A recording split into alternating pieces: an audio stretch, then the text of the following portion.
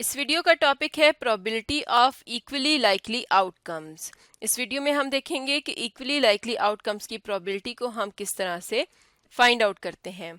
Probability कहते हैं किसी भी चीज़ के होने के चांस को या इम्कान को, और इक्वली लाइकली आउटकम्स वो रिजल्ट्स होते हैं किसी एक्सपेरिमेंट में जिनके आने का चांस बराबर हो।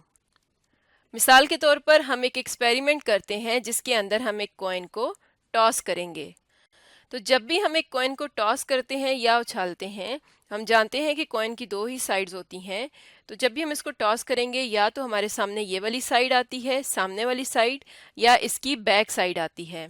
यानी इसकी टोटल दो ही आउटकम्स या दो ही रिजल्ट्स आ सकते हैं। सामने वाली साइड्स को हम कह देते हैं हेड, और इसको हम एच से शो करेंगे, और जो इसकी बैक साइड है इसको हम कहेंगे टेल, और इसको हम टी से शो करेंगे। इसका मतलब ये है कि इस एक्सपेरिमेंट की जो आउटकम्स हैं वो कौन कौन सी हैं। या तो हेड आ सकता है या टेल आ सकती है, इसके अलावा कोई और इसका रिजल्ट नहीं आ सकता। तो इस तरह से ये इसकी आउटकम्स हैं, और हम जानते हैं कि जितना हेड आने का चांस है उतना ही टेल आने के चांसेस हैं। यानी इसकी जितनी भी आउटकम्स हैं, यहाँ पर दो आउटकम्स हैं और दोनों के आने के चांसेस बिल्कुल बराबर हैं। तो ऐसी आउटकम्स जिनके आने के चांसेस बराबर होते हैं, उन आउटकम्स को हम कहते हैं इक्वली लाइकली आउटकम्स। तो इस एक्सपेरिमेंट में हेड और टेल दोनों इक्वली लाइकली आउटकम्स हैं। तो अब हम देखते हैं कि जब भी हमारे पास इक्वली लाइकली आउटकम्स होंगी तो उनकी प्रोबेबिलिटी किस तरह से हम कैलकुलेट करेंगे। उससे पहले हम देख लेते हैं कि सैंपल स्पेस और इवेंट किसे कहते हैं। तो जब भी हम किसी एक्सपेरिमेंट की तमाम आउटकम्स को इकट्ठा लिखते हैं, जिस तरह से हमने यहाँ पर इसकी तमाम पॉसिबल आउटकम्स को लिखा है, तो इसकी तमाम आउटकम्स की कलेक्शन को हम कहते हैं सैंपल स्पेस। और जब भी सैंपल स्पेस के अंदर से हम कुछ आउटकम्स को लिखते हैं, फॉर एग्जांपल मैं सिर्फ हेड को लिख लूँ या सिर्फ टेल को लिख लूँ, तो ये क्या होगा, ये इसके इवेंट्स होंगे। एक इवेंट ये होगा हेड और दूसरा इवेंट क्या होगा, टेल। यानी कि जब भी हम कुछ आउटकम्स को लिखते हैं, एक या एक से ज़्यादा, तो वो क्या होते हैं, उस एक्सपेरिमेंट के इवेंट्स होते हैं। और जब भी हम सारी आउटकम्स को लिखते हैं तो वो क्या होती हैं, उसकी सैंपल स्पेस होती है। और जब हमने किसी इवेंट की प्रोबेबिलिटी फाइंड आउट करनी होती है, ये बात आपने याद रखनी है कि हम हमेशा इवेंट्स की प्रोबेबिलिटी को फाइंड आउट करते हैं। यानी हमें एक सैंपल स्पेस गिवन होती है और उसमें मौजूद जितनी आउटकम्स हैं उनमें से एक या एक से ज़्यादा की प्रोबेबिलिटी फाइंड आउट करने को हम कहते हैं कि हम इसमें से इवेंट की प्रोबेबिलिटी फाइंड आउट कर रहे हैं। तो जब भी किसी इवेंट की प्रोबेबिलिटी फाइंड आउट करनी होती है तो उसके लिए हम लिखते हैं probability of an probability of an event. तो जब भी किसी इवेंट की प्रोबेबिलिटी फाइंड आउट करेंगे, किस तरह से करेंगे, इसके लिए हम लिखते हैं number of favourable outcomes. Favourable outcomes कौन सी होती हैं, वो आउटकम्स जिसमें हमें अपने रिक्वायर्ड इवेंट का रिजल्ट मिल सके। जैसे कि अगर हम हेड की प्रोबेबिलिटी फाइंड आउट करते हैं तो उसकी फेवरेबल आउटकम्स का मतलब क्या होगा, जिनमें हेड आता हो। तो probability of an event equal होगी number of favourable outcomes divided by number of all possible outcomes. यानी जितनी उस एक्सपेरिमेंट की टोटल पॉसिबल आउटकम्स हैं उनकी तादाद से हम नंबर ऑफ फेवरेबल आउटकम्स को डिवाइड करते हैं। इसको हम ऊपर वाली एग्जांपल से समझते हैं। तो ऊपर वाली एग्जांपल में हमारे पास जो सैंपल स्पेस थी वो क्या थी, हेड और टेल। यानी इसके अंदर जो टोटल आउटकम्स हैं वो कितनी हैं, 2 हैं। यानी पॉसिबल आउटकम्स कितनी हैं, 2। तो यहाँ पर मैं लिखती हूँ number of possible outcomes. Possible outcomes की जो टोटल तादाद कितनी है, टोटल इस एक्सपेरिमेंट के अंदर 2 पॉसिबल आउटकम्स हैं। और अगर हमने फाइंड आउट करनी है प्रोबेबिलिटी ऑफ एन हेड, यानी प्रोबेबिलिटी ऑफ हेड हम फाइंड आउट करें, तो उसको मैं सिर्फ एच लिख रही हूँ। प्रोबेबिलिटी ऑफ हेड के लिए हम लिखेंगे नंबर ऑफ फेवरेबल आउटकम्स। तो number of favourable outcomes head के लिए कितनी है, कौन कौन सी आउटकम्स में हेड आ रहा है, सिर्फ इस आउटकम में हेड आ रहा है। इसका मतलब है कि हेड आने की सिर्फ एक ही फेवरेबल आउटकम है।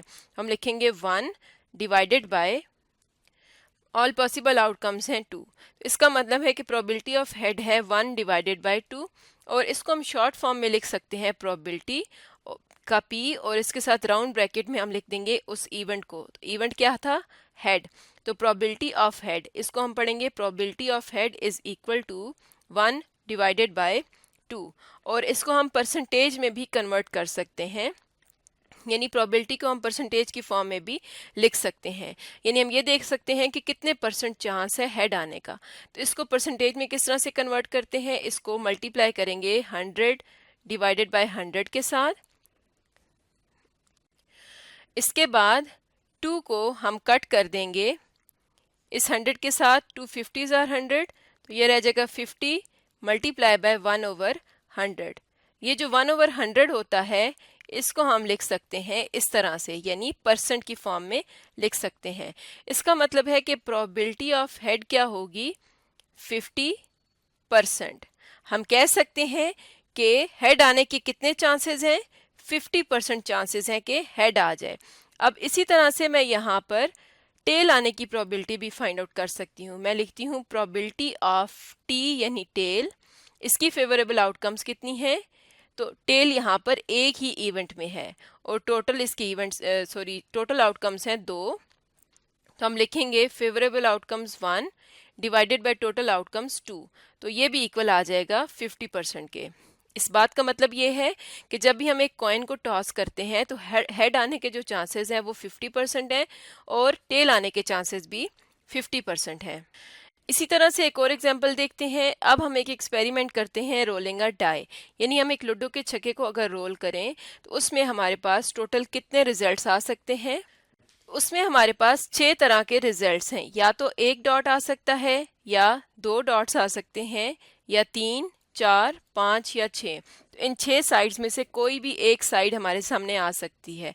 इसका मतलब ये है कि जितने चांसेस 2 डॉट्स वाली साइड के आने के हैं इतने ही बाकी सारी साइड्स के आने के चांसेस हैं, यानी इन तमाम आउटकम्स का जो चांस है वो बराबर है। तो ये आपस में इक्वली लाइकली आउटकम्स होंगी। तो इस एक्सपेरिमेंट की अगर हम सैम्पल स्पेस लिखें, यानी इसकी तमाम पॉसिबल आउटकम्स को लिखें, तो हम किस तरह से लिखेंगे?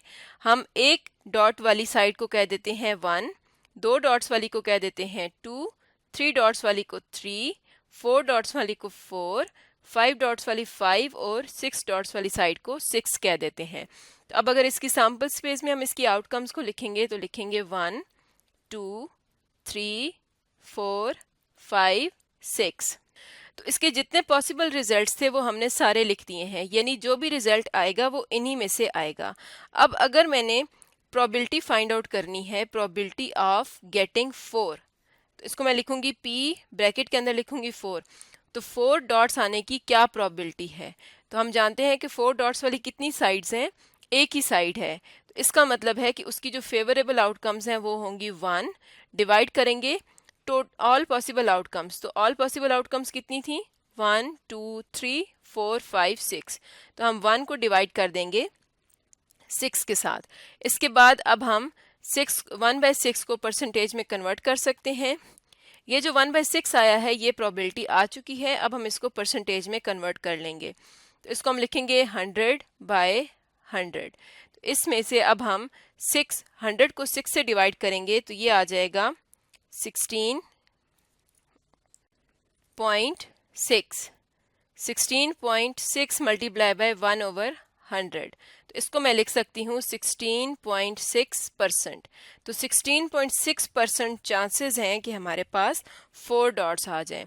और जैसा कि ये तमाम जो आउटकम्स हैं ये इक्वली लाइकली हैं, सबके आने के चांसेस बराबर हैं, इसलिए इसकी तमाम आउटकम्स की जो प्रोबेबिलिटी होगी वो सबकी 16.6 ही होगी।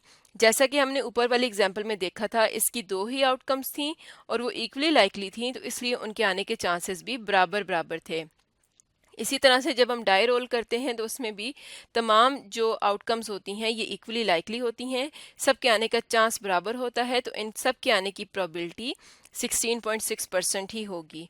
यानी मैं यहाँ पर लिख सकती हूँ कि probability of 1 is equal to probability of 2 is equal to probability of 3 is equal to probability of 4 which is equal to probability of 5 which is equal to probability of 6। तो तो सबकी प्रोबेबिलिटी बराबर है, जो कितनी है 16.6%। यानी हमेशा इक्वली लाइकली आउटकम्स की प्रोबेबिलिटी आपस में बराबर होगी। तो आज की वीडियो में हमने देखा कि हम इक्वली लाइकली आउटकम्स की प्रोबेबिलिटी को किस तरह से कैलकुलेट करते हैं।